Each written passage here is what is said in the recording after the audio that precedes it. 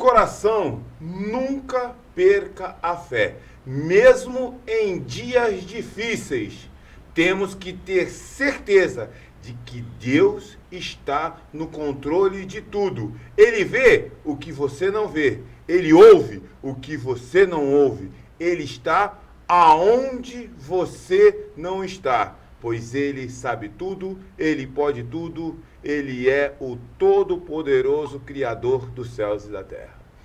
Tenha um bom dia! Bom dia, Bruno Godinho!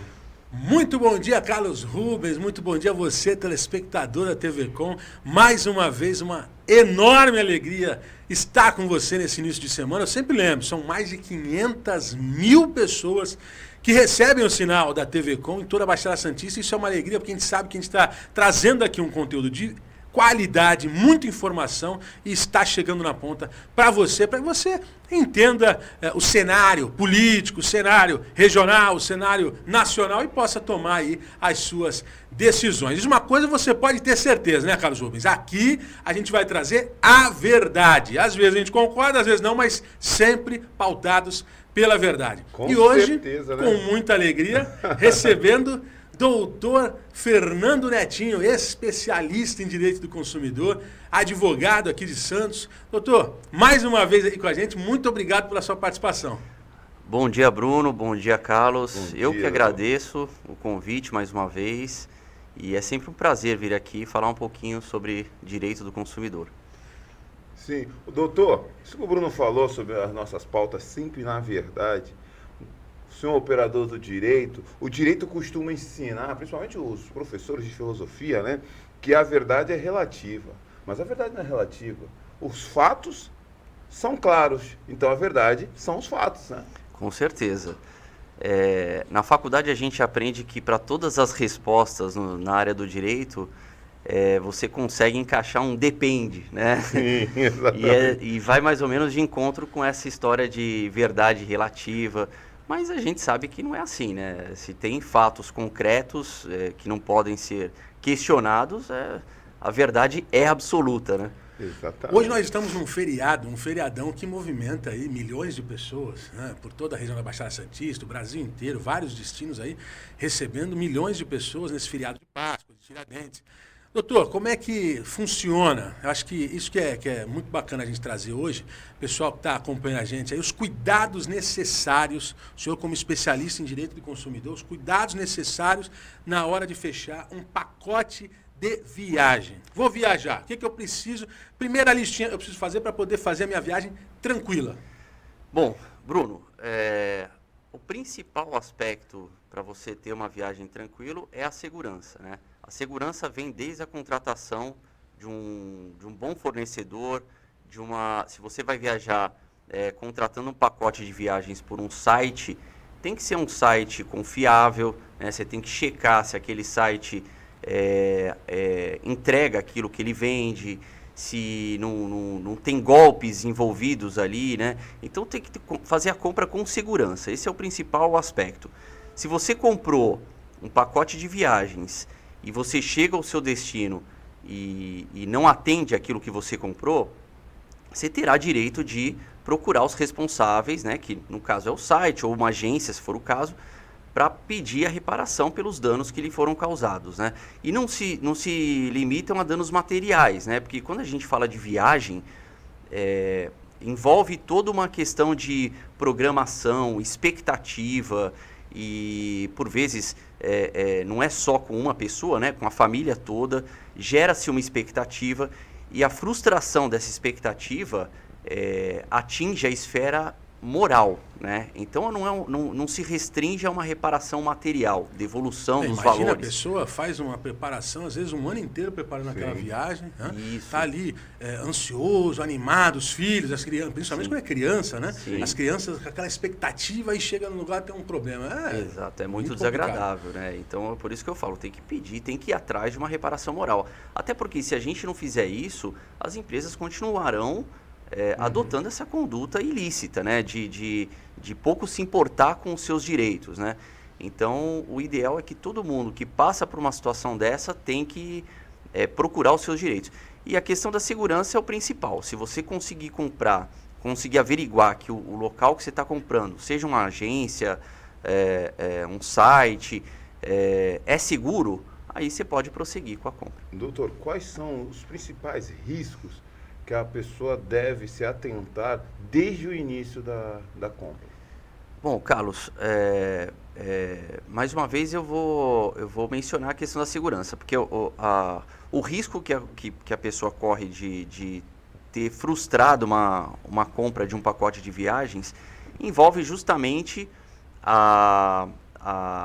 o golpe, né, que ela pode cair se de repente não for um fornecedor honesto, né, ela pode cair numa fraude e os outros problemas que podem acontecer são relativos ao descumprimento contratual daquilo que foi comprado. Então, se você fez uma reserva para 5 dias de viagem, chega no local, a sua reserva tá como de 3 dias, o fornecedor vai ser responsabilizado, né? E tem como você obrigá-lo a fazer cumprir aquilo que você contratou. Né? Você pode forçar o fornecedor a cumprir o que você contratou. Pode acontecer, por exemplo, da pessoa contratar uma determinada acomodação e chegar lá e ter uma acomodação inferior. Isso, como é que a pessoa deve se proceder nesse momento? Então, a primeira coisa que ela tem que fazer é se respaldar com documentos, fotografias, né, formalizar uma reclamação, se possível por e-mail ou até pelo WhatsApp, que também serve como prova, e procurar a administração, né, do local para formalizar essa reclamação.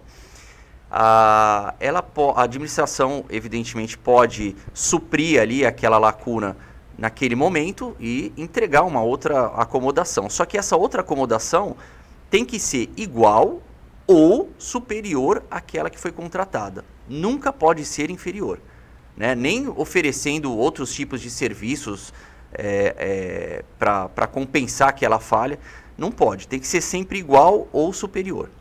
Doutor, existem pessoas, tenho amigos meus que procuram fazer isso. Elas mesmo gostam de montar o seu pacote de viagem. E o que o senhor aconselha a cada uma delas fazer? Procurar aqueles aplicativos já conhecidos? Como é que elas devem fazer? Tem que fazer um roteiro, né? Primeiro, procurar empresas sérias, né? Empresas conhecidas no mercado, né? Um hotel, por exemplo, se a pessoa vai escolher ficar numa pousada pequena, algo que não tem nenhum lastro para ela procurar uma avaliação, tem que tomar um certo cuidado, né? É melhor procurar locais conhecidos ou que tenham boa avaliação, né, na internet. Existem vários sites hoje que avaliam hospedagem, sim, avaliam agências, né? E então é sempre bom procurar saber se essa empresa que você está contratando, ainda que seja um roteiro de vários hotéis e tal, você tem que saber se cada um deles tem boa avaliação, se eles vão entregar aquilo que você está contratando, para não passar por algum problema. Porque se você chegar no local e não tiver, por exemplo, chega à noite num hotel e não tem lá acomodação para você ficar, você vai entrar em desespero, certamente. Então tem que procurar empresas conhecidas e sólidas. É o ideal, né? Olha, tem aqui a primeira notícia do dia, saiu no final do verão, cidades da Baixada Santista recebem mais de 12 milhões de turistas no verão. Números são das administrações municipais, menos Santos, que não respondeu. Comércio e hotéis celebra, claro, que, né, o comércio e os hotéis vão ficar muito contentes. Aqui, 12 milhões é muita gente. Já põe até a próxima notícia, que tem a ver com isso também.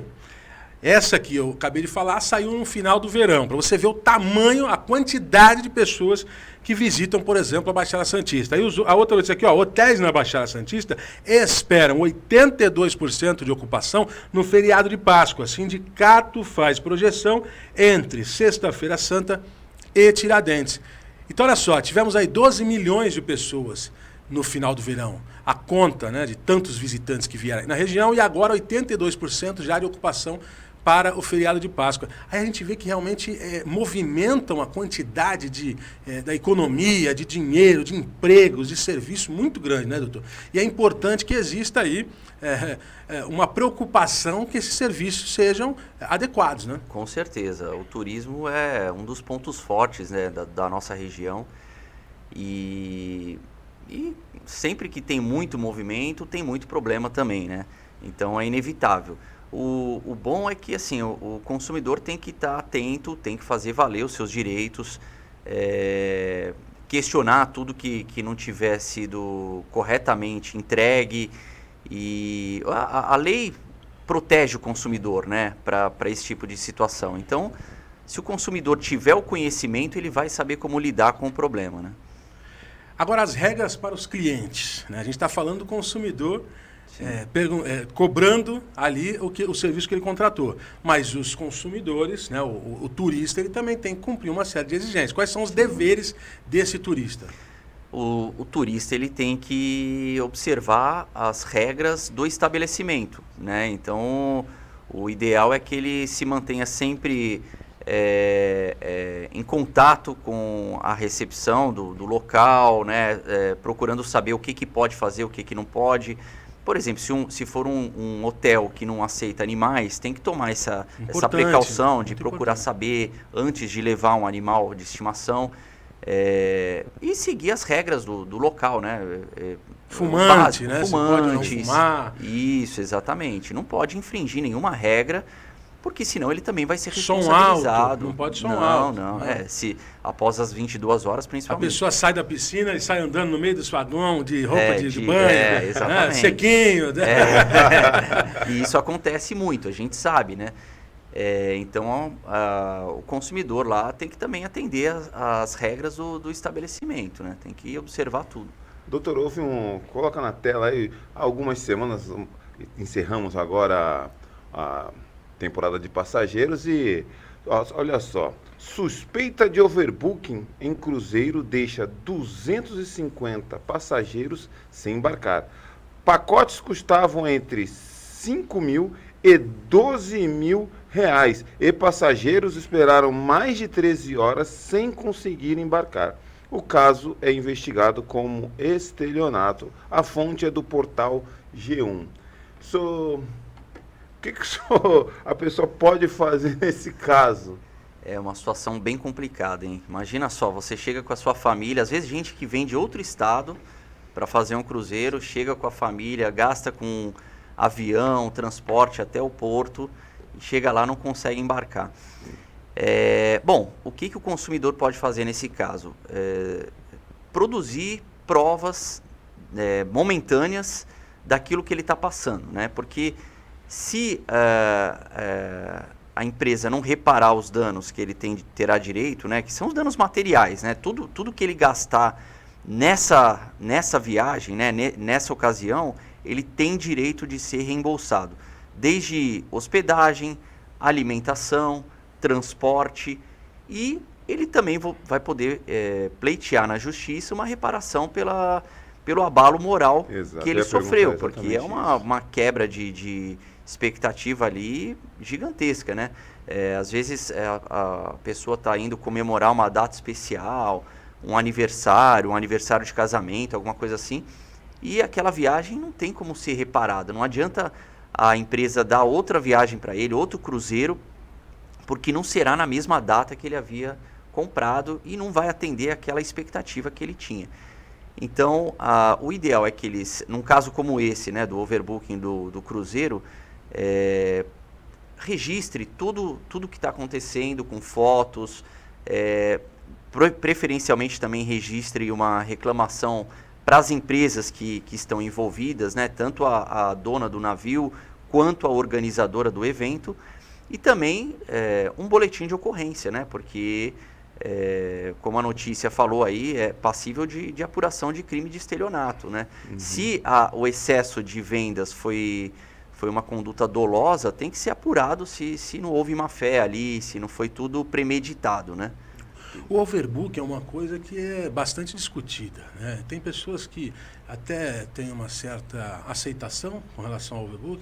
Até onde que ele é aceitável e Porque assim, a pessoa, como o senhor falou, a pessoa se preparou, se programou, chegou lá no aeroporto, chegou no navio, no terminal de passageiros e simplesmente foi deixada para trás. Além de perder ali uma série de recursos financeiros, é uma humilhação sem tamanho. Você olhar o navio indo embora lá. De repente você levou o seu lencinho lá para dar o tchau lá de cima do navio, aí vai fazer o contrário. Né? Literalmente fica a ver navios. Você fica vendo navios, sabe? Realmente. Então, assim, ele é permitido. Haveria, por exemplo, uma forma de você ali proibir aquele navio de sair enquanto não fosse resolvida aquela questão? Como é que funciona isso? Então, Bruno, o overbooking no Brasil não é permitido, tá? O Código de Defesa do Consumidor não cria uma exceção para aceitar esse tipo de situação, né? Então, aqui no Brasil não. Fora, parece que tem uma legislação que, em alguns países que aceita esse até tipo 5%, de situação. Não Mas não no Brasil. No Brasil, a gente vê muito isso acontecer em passagem aérea, né? Isso é muito comum nos aeroportos. Mas para a legislação brasileira é proibido. Não pode, se acontecer, o consumidor tem que ser indenizado, tanto na parte material quanto na parte moral, né? E lá fora parece que a legislação é um pouco diferente, é admitido, né, nesse percentual que você mencionou, e aí as pessoas acabam aceitando, né? Agora, é uma situação também que, no meu ponto de vista, não tem desculpa, né? Não se pode vender mais do que o número de vagas disponíveis. Então, nesses casos também eu entendo que cabe uma indenização por danos morais, não só a reparação material. No caso do overbooking em passagens aéreas, né? Se a pessoa tem um negócio naquele horário, por exemplo, a pessoa vai viajar daqui de São Paulo ao Rio de Janeiro, ela se organizou certinho porque ela tem uma reunião de negócio. E ela, por conta do overbooking, remarcar para 6 horas após. E ela perder esse negócio, cabe a indenização? Eu entendo que sim, Carlos, eu entendo que sim. Qualquer tipo de prejuízo que você tiver numa situação como essa, se você conseguir comprovar, cabe uma indenização, uma reparação moral, inclusive. Porque, imagina, se você você vai fazer um curso fora e o curso vai começar num horário próximo à sua chegada. Você não vai perder só o dinheiro do curso, você vai perder todo o conteúdo que foi passado lá, né? Então, isso é claro que, assim, dano moral é difícil você valorar, né? Vai caber ao magistrado que vai julgar o processo dizer quanto que ele entende que que vale a sua reparação moral. Mas pedir e tentar conseguir é plenamente viável, né? É interessante porque, assim, existe essa questão do overbooking, como o senhor falou, é proibido no Brasil. Não se pode fazer. Alô, agências aéreas, né, de cruzeiro, não pode fazer, simplesmente não pode. Mas elas fazem. Sim. E o que nos parece é que fazem porque existe ali um retorno para elas. Não, até tal ponto dá para a gente fazer, porque mesmo que a gente tenha que indenizar o cliente, a gente vai indenizar mas vai ter ganhado ali, né, 2, 3, 4 vezes a mais o valor daquela perda que teve com aquele cliente. O que eu penso é assim, existe uma maneira de penalizar também essas empresas para que elas até eventualmente sejam suspensas do mercado por um período, aprendam realmente a começar a pesar e falar assim, ó, não vale a pena fazer o overbooking. Sim, com certeza, existe sim. Aí caberia ao Ministério Público entrar com uma ação e procurar a justiça para aplicar medidas, né, que fossem coercitivas para evitar esse tipo de situação.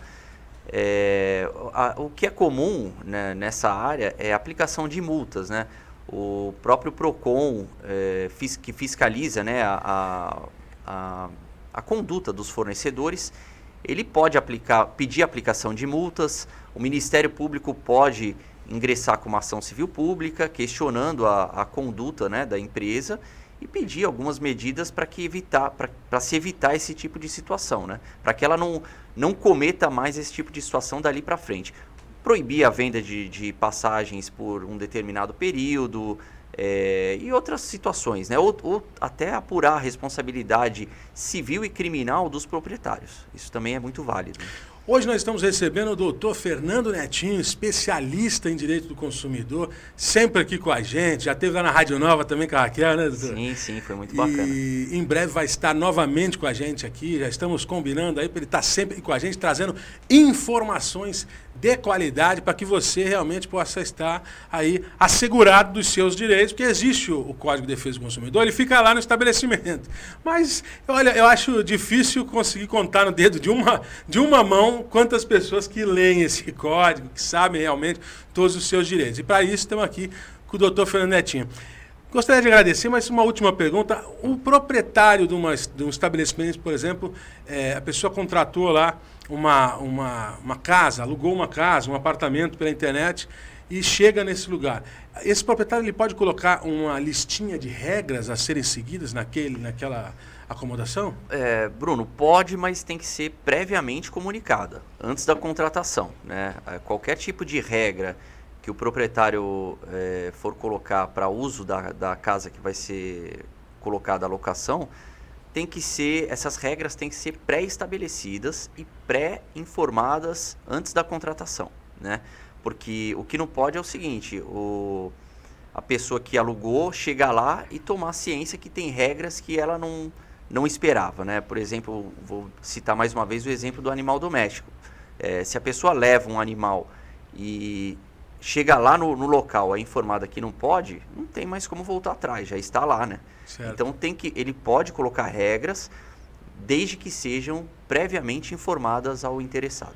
Doutor, muito obrigado pela sua participação. Já está convocado a vir aqui outras vezes, viu? Muito obrigado. Eu que agradeço o convite e sempre que vocês me chamarem estarei por aqui. Muito obrigado.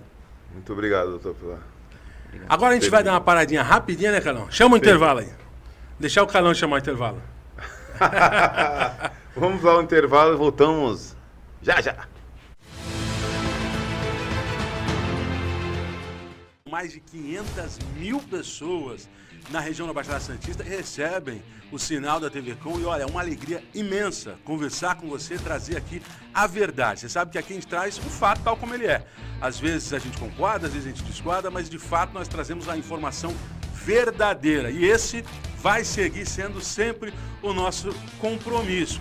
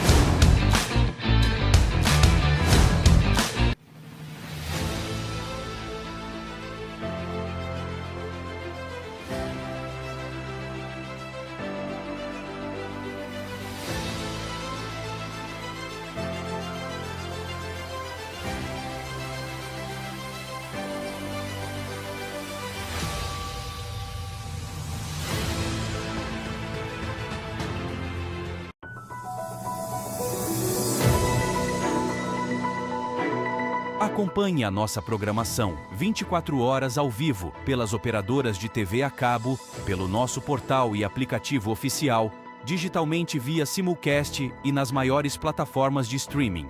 Saiba mais em tvconsantos.com/abrangência. Somos multiplataforma. Somos TV Com. Acesse o portal da TV Com e acompanhe a nossa programação 24 horas ao vivo, interaja com as nossas redes sociais e fique por dentro das últimas notícias em nossa região, do país e do mundo. Confira também os nossos programas e conteúdos especiais. tvcomsantos.com. TV Com, interagindo com você.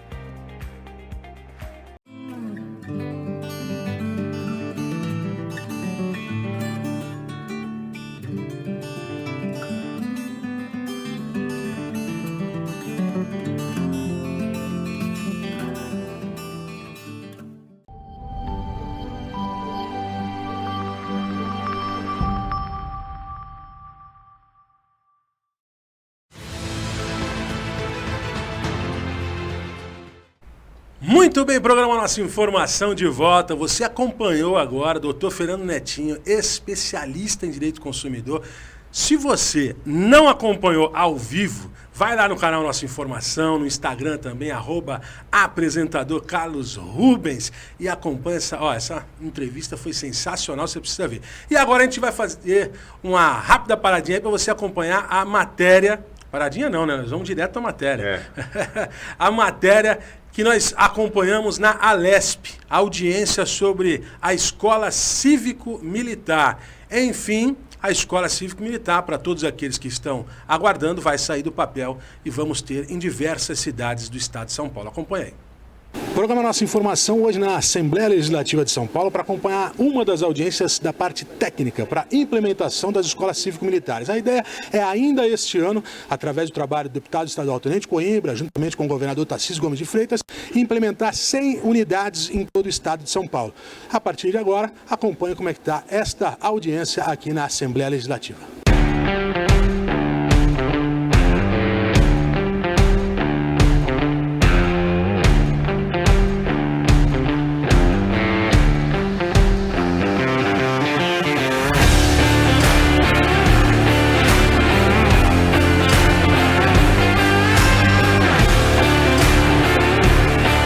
Bom, seguimos aqui na Alesp, agora ao meu lado, deputado estadual Tenente Coimbra. Deputado, nós sabemos que o senhor tem trabalhado já há tempos por esse modelo ser implementado. O que está faltando agora de fato para que na prática nós tenhamos ele no estado de São Paulo? Tempo. O governador já iniciou isso, né? São 6 anos de luta que nós temos aqui no estado de São Paulo. O governador já iniciou também aqui conosco. Então, questão de tempo, a gente já vai ter a escola no próximo semestre de 2025. Vamos ampliar no ano de 2026, tentando totalizar no número de 100 escolas cívico-militares, mas já foi dado o pontapé inicial. Agora a gente depende da consulta pública, onde as comunidades escolares vão poder votar e, obviamente, a gente vai ter uma grande aceitação e vai trazer para essa realidade para o estado de São Paulo. Em especial, a Baixada Santista pode aguardar alguma unidade ainda esse ano? Exatamente, essa é a nossa luta. Depende agora da comunidade escolar. A comunidade escolar sendo favorável, você pode ter certeza que a gente vai levar para a Baixada Santista. Programa Nossa Informação, agora o secretário da Casa Civil, Arthur. Secretário, a importância do governo do estado trabalhar juntamente com a Alesp para poder fazer a implementação deste modelo no estado. Fiquei muito feliz com o convite que recebi do deputado Tenente Coimbra para participar desse evento. O governo do estado de São Paulo apoia a ideia das escolas cívico-militares e para o governador Tarcísio é muito importante que seja implementada este ano ainda. Sabemos que existe aí uma série de medidas para poder tentar impedir, mas há uma convicção de que realmente esse ano teremos de fato na prática implementado. Com certeza. Há todo o empenho do governador Tarcísio para que efetivamente a partir do segundo semestre já tenhamos escolas nesse modelo, que não muda nada a parte pedagógica e também traz civismo para os alunos. Agora o deputado estadual Lucas Boa. Deputado, qual a importância desse modelo no estado de São Paulo? O deputado Coimbra tem trabalhado já há tanto tempo por isso. Um modelo importantíssimo porque é um modelo que traz o que mais falta hoje nas escolas. Apesar de todos os problemas que nós temos nas escolas, o principal é a falta de disciplina, de hierarquia e de respeito ao professor, ao diretor. Então é um modelo de sucesso que contribui não apenas para o aprendizado, mas para a evolução social das pessoas, né? Os índices provam que as escolas cívico-militares têm muito menos bullying, muito menos violência física, psicológica. Então o professor consegue dar aula de uma maneira mais segura, o aluno consegue aprender de uma maneira mais tranquila e toda a comunidade ganha com isso. O Tenente Coimbra faz um trabalho já desde o primeiro mandato nesse sentido. Eu cheguei agora no segundo mandato e ele já me abriu as portas para ser um parceiro dele nesse sentido também. É reconhecido, o governador Tarcísio, no dia que lançou o projeto, entregou nas mãos do Coimbra como representante das escolas cívico-militares aqui na Lesp. Então, uma alegria poder estar junto dele aqui hoje, trazendo mais uma vez as pautas importantes para a nossa educação no estado de São Paulo.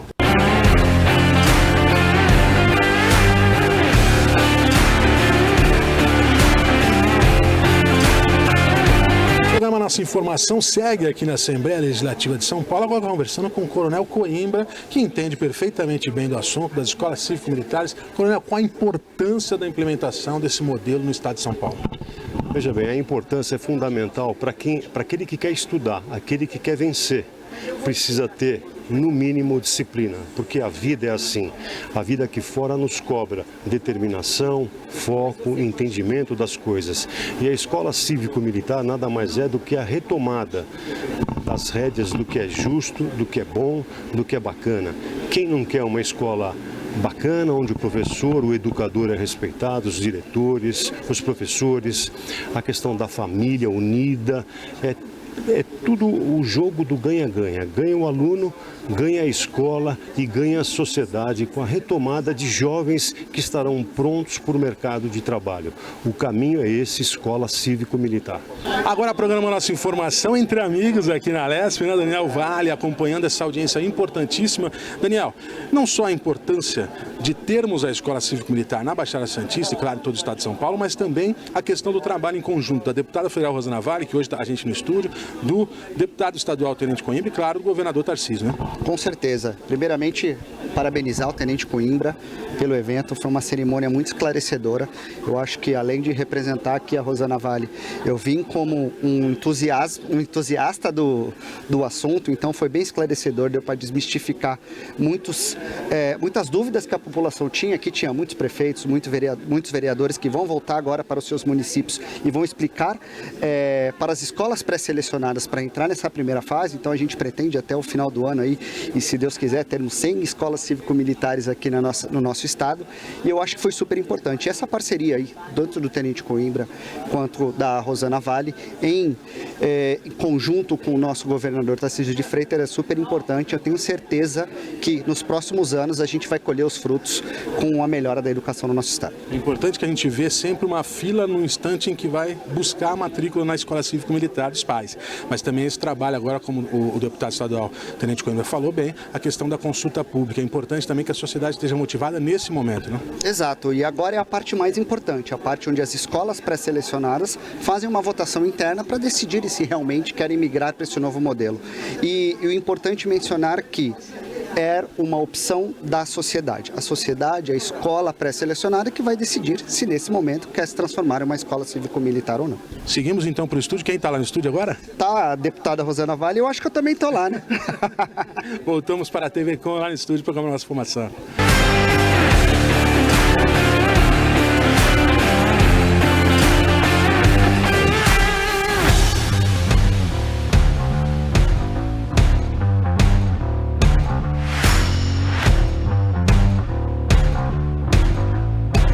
E este foi mais um importante passo para a implementação da escola cívico-militar em todo o estado de São Paulo. Voltamos para o estúdio com Bruno Godinho, Rosana Vale, Daniel Vale e comigo. Exatamente, estamos de volta aqui nos estúdios da TV Com, programa Nossa Informação. A gente colocou ali no final da matéria, né? A deputada federal Rosana Vale, Daniel Vale estavam com a gente, sim, nos últimos 2 programas.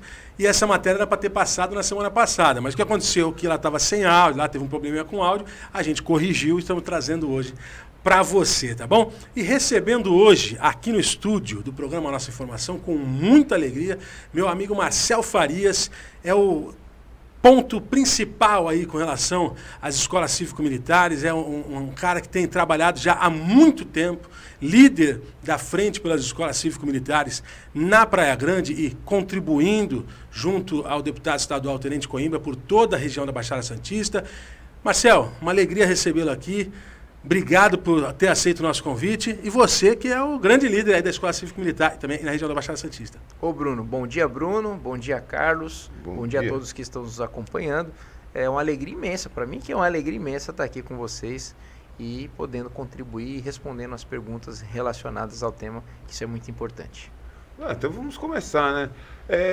A gente sabe que a extrema esquerda sempre levanta a bandeira contra as escolas cívicos militares. Uma pergunta que não quer se calar, para esclarecer para que esses que estão nos assistindo. As escolas cívico-militares representam uma nova modalidade de ensino? Olha, não. E aí que está a grande questão, Carlos. Na verdade, as escolas cívico-militares, onde elas foram implantadas, elas mostram realmente a realidade da coisa. Não foi alterado nada, apenas os militares aparecem como colaboradores dos trabalhos, seja administrativos. Mas a parte pedagógica continua a critério da Secretaria de Educação. Isso não muda em absolutamente nada. Infelizmente, é a esquerda que ideologiza a discussão. Vamos lembrar que estados comandados por políticos de esquerda têm escola cívico-militar. No dia que a justiça do país ela for séria, quando entrar uma ação, um pedido desse que travou a implementação alguns meses atrás, tinha que tomar litigância de má fé, porque não tem base nenhuma as pessoas quererem alegar a inconstitucionalidade de um projeto que já existe e, lembrando, em estados governados pela esquerda. Essas dúvidas, você que está assistindo a TV Com, é muito importante que a gente traga esse esclarecimento, porque muitas pessoas ainda têm dúvidas, né, Carlão? Sim. E a pessoa, na dúvida, às vezes alguém que seja contrário, alguma coisa, acaba trazendo uma informação. E aí justamente o valor da gente trazer aqui essa informação para combater as fake news. Por exemplo, o programa representa, Marcel, uma militarização da escola. Quer dizer que a escola, a partir do momento que tiver esse modelo, vai ser militarizada? Não. E vamos lembrar que é o modelo escola cívico-militar. Não é a escola militar, que também apresenta grandes resultados. Então, na verdade, como eu falei, existe uma cooperação dos militares na gestão administrativa das escolas. Recentemente, nós até passamos nessa audiência um vídeo que explica bem esse tipo de colaboração, inclusive depoimentos das próprias pessoas que trabalham na escola, diretor falando, professor e pais de alunos. Bom, esse modelo terá o seu projeto político-pedagógico alterado?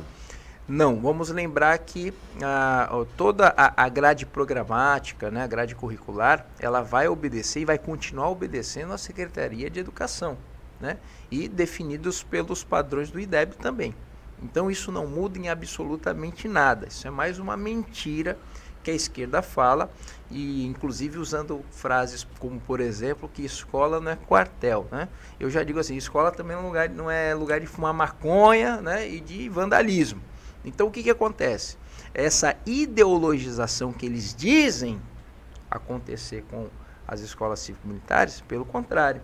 Ali, nós vamos proteger os nossos jovens para que eles sejam apenas ensinados nas matérias de conhecimento, de raciocínio lógico e ideias como posicionamento político, religião e outras coisas que cabe à família.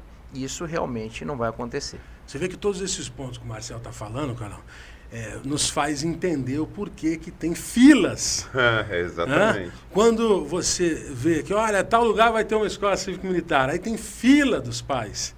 Quer dizer, é facultativo aos pais, né, se querem ou não colocar os seus filhos, mas você vê que tem uma fila quilométrica para poder fazer os seus filhos estudem. Quantos não foram os eventos que nós fomos, tanto na LESP, quanto na Câmara Municipal de São Paulo, onde o organizador levou os alunos para cantar o hino, para tocar a banda, e a gente via na plateia o brilho no olhar dos pais, de orgulho de ver o seu filho entrando marchando, com postura, sabendo que o seu filho terá um futuro promissor. Exatamente. Eu não consigo ver um pai que queira outra coisa diferente para o seu filho, né?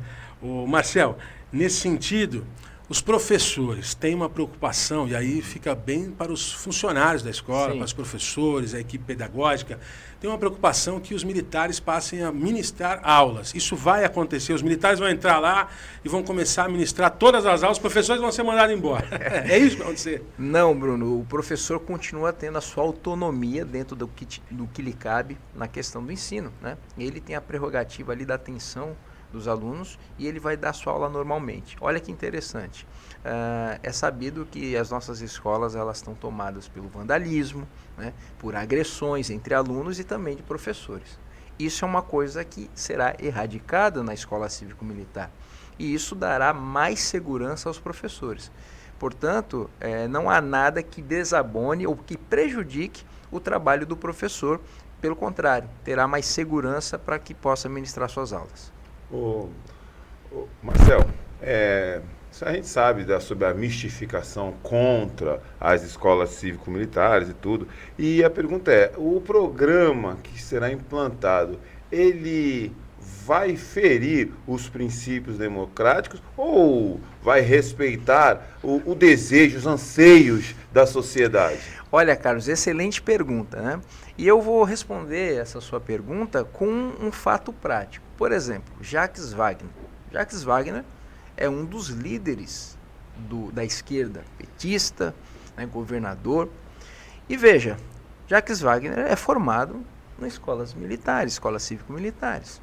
Veja que até a questão de capacitação e qualificação, você vê que o Jacques Wagner ele é muito melhor do que os outros de esquerda. Agora ele fala tá muito bem. Né? Porque ele é daquela forma. Ele fala muito Tudo bem. existe uma explicação. Então, né? para responder a sua pergunta, veja, o Jacques Wagner não deixou de ser de esquerda por ter participado de escolas com viés militar. Então, está explicado. Pelo contrário, nós queremos tirar do debate da sala de aula coisas que requer ao próprio indivíduo, decisões que ele vai ter que tomar sozinho ou com a sua família. Ele pode ser o que ele quiser, mas dessa vez não vai ser com a influência da escola. Muito bem, lembrando que nós estamos recebendo hoje Marcel Farias, líder da Frente pelas Escolas Cívico-Militares na região da Baixada Santista, em Praia Grande também, onde é primeiro suplente de vereador. Marcel, vai haver também uma preocupação em relação aos uniformes. Essas crianças vão passar a usar farda. Como é que funciona isso? Veja bem, olha, essa é uma discussão também que a esquerda, a militância fica levantando, dizendo que... Porque assim, eles são contra qualquer tipo de regra. A gente não está falando de obrigações, não é uma regra, tudo tem uma regra. Na tua casa tem uma regra, você tem que se portar e tem que respeitar. Dentro de um fórum tem regras, a roupa. Então, veja, terá um uniforme padronizado. Agora, eu pergunto, não tem uniforme na rede de ensino municipal? Tem uniforme. Exatamente. Não tem uniforme na rede estadual? Tem uniforme. Então, terá um uniforme que ainda será definido como será esse uniforme. Tem alguns modelos de escolas que não obrigam, mas eu vou te falar o que acontece. O nosso jovem ele tem uma questão de pertencimento. Então, tem escolas, relatos que é o seguinte, não impuseram, no primeiro momento, a questão do uniforme, mas aí um outro jovem que está lá com a sua roupa normal, ele olha o outro jovem sendo, de repente, condecorado com uma medalha, lá com o uniforme, ele fala, caramba, poxa, que legal. E é o seguinte, escolas que nunca foram impostas a questão do uniforme, todo mundo utiliza, porque é a questão do pertencimento, né? Então, respondendo a sua pergunta, terá um uniforme que ainda será definido pela secretaria, né? E aí, a evolução desse uniforme, seja uma postura mais militar ou não, vai depender do andamento e do ambiente que aquela escola aceitar. Vem cá, Marcel, as escolas cívico-militares, elas selecionam os alunos através de critérios pré-estabelecidos por desempenho escolar ou inscrição? Como é que funciona? Vamos lá. Vou aproveitar e já falar das escolas. Quais são as escolas que se enquadram nessa situação? As que têm realmente um baixo rendimento, né, na questão de notas, de preservação do patrimônio público. Então, em relação às escolas, a gente pega a pior condição, né? Em relação aos alunos, continua obedecendo os mesmos critérios que definem a Secretaria de Educação. Proximidade, né? Isso é assim que a Secretaria define aonde os alunos vão estudar. Agora, veja que interessante como que o Bruno falou. Muitos pais vão querer colocar os filhos lá. E uma das situações para que tenha uma escola cívico-militar é que tenha a opção de uma escola próxima que vá oferecer o ensino tradicional. Então, o que acontece? Os critérios são os mesmos hoje estabelecidos pela Secretaria de Educação. Mas vai acontecer isso. Muitos pais, né? Pelo contrário, o número de pais que não querem que sejam essas crianças... o número de pais que não querem as crianças na escola secundária vai ser muito melhor daqueles que querem. E aí a nossa briga é trazer mais vezes o programa, assim como o Estado abre mais portas para esse programa. Importante essa questão que você trouxe, Marcelo, porque nós estamos agora fazendo um processo de início das escolas, né? Então tem aí o chamamento, as discussões com o corpo docente, com os pais. Agora, quais são esses próximos passos? O que as escolas precisam fazer? Aquelas que estão interessadas, ainda tem tempo, ainda dá tempo de correr, de preparar a documentação. Eu sei que na Praia Grande, onde você tem atuado, tem três unidades que gostariam de participar. Foi uma das cidades, inclusive, que mais apresentou escolas. Na Baixada, né? Foi a que mais apresentou escolas. Temos aí a perspectiva de termos uma escola em breve na Praia Grande. Como é que está esse trabalho todo? Então, nós estamos na última fase, né, da pesquisa entre os pais de alunos. Inclusive, vai o alerta novamente para as escolas, no caso, Praia Grande, que realmente fomentem isso perante os pais. Tem muita informação mentirosa sendo disseminada pela esquerda. Eles têm grupos de militância que fazem prontidão e acampamento ao redor da escola, mentindo. Então é preciso que você, diretor das escolas, fomente isso. Eu sempre estive e estou à disposição para ajudar em qualquer tipo de desmistificação, né, e desmoralização das mentiras que são contadas. Então é importante que a informação correta chegue aos pais. Nós temos vários materiais, nós temos vídeos sobre isso, a própria audiência, que pode esclarecer qualquer dúvida. Então é preciso que os diretores que se posicionaram favoráveis ao programa, eles façam esse trabalho de informação aos pais e incentive que votem. Lembrando que pode ser votado tanto no aplicativo da Secretaria de Educação, como presencialmente. Procurar, você pai, não perca essa oportunidade, estamos na última fase. Vai abrir depois novas vagas para o programa? Claro que vai, o programa é um sucesso, só que temos que aproveitar essa primeira oportunidade. Algumas escolas já estão lá relacionadas, lembrando que o programa inicialmente vai começar com 100. Já temos mais de 100 escolas que passaram nesse primeiro processo seletivo. Então é muito importante que as escolas não percam esse prazo. Marcelo, os nossos telespectadores que quiserem saber mais informações, quais são as suas redes sociais, fala com eles aí. Ótimo. Você quer saber mais em relação à Escola Cívico-Militar, você pode ir lá, entrar no nosso Instagram, Marcel Farias PG, pode chamar no direct, pode mandar mensagem nos comentários, lá temos vídeos e informações, e você pode também procurar também a página do deputado Tenente Coimbra lá, né? Tenente Coimbra, aqui da Baixada Santista, é o deputado que esteve à frente, é o presidente da frente das escolas cívico-militares no estado de São Paulo, e você pode ali esclarecer todas as suas dúvidas. Você falou, Marcelo, sobre o Tenente Coimbra, ele esteve aqui com a gente recentemente, inclusive na matéria, agora na LESP, nós acompanhamos a audiência que foi proposta por ele sabe que a gente parabeniza demais, porque esse é um programa importantíssimo, que nós apoiamos sim, e mais do que nunca também parabenizar o Tenente Coimbra e sabe valorizar aqueles que têm contribuído com ele. Você foi um que teve sempre, desde o princípio, lá em 2019, foi lá na Jorge Berrembá em São Vicente, né, junto com o Greg e Jorge, o pessoal de São Vicente, você apoiando o Tenente Coimbra também. Então é muito importante isso. Marcelo hoje ele é primeiro suplente de vereador na Praia Grande, embora não tenha mandato, continua sendo um grande líder, né, representando a população da Praia Grande e da Baixada Santista. E parabéns pelo seu trabalho nesse sentido também, viu? Ô Bruno, eu que agradeço, né? Agradeço mais uma vez, reforçar o meu agradecimento ao Tenente Coimbra, deputado aí muito atuante. Uma das suas qualidades é a resiliência, se ele não fosse tão determinado nisso, esse projeto já teria morrido desde o início, quando o governo Lula começou a minar o programa a nível federal. Então, agradeço ao Tenente Coimbra pelo apoio e agradeço a vocês que sempre são meus amigos e sempre dão um espaço para que a gente possa falar desses assuntos. Tem um outro assunto que eu gostaria de saber a sua opinião. Você esteve em São Paulo também acompanhando a manifestação pela anistia. Como é que você vê esse momento em que o Brasil está vivendo? Nós temos agora o deputado Sóstenes, que tem trabalhado bastante na Câmara Federal. Nos próximos dias aí vamos ter uma série de desdobramentos na Câmara, no Senado. Como é que você tem acompanhado isso daí? Olha, Bruno, do ponto de vista jurídico, né, nós que somos formados no direito, nós ficamos pasmos de como que é tocado, né, todo esse processo, né, ferindo a Constituição, devido processo legal, Código Penal, o nosso sistema aqui é acusatório, mas virou inquisitório, né, do ponto de vista jurídico, uma tristeza gigantesca. Inclusive, eu falo o seguinte, o operador do direito que fala que isso é normal e que não vê problema nenhum ou está silenciado, é mau caráter.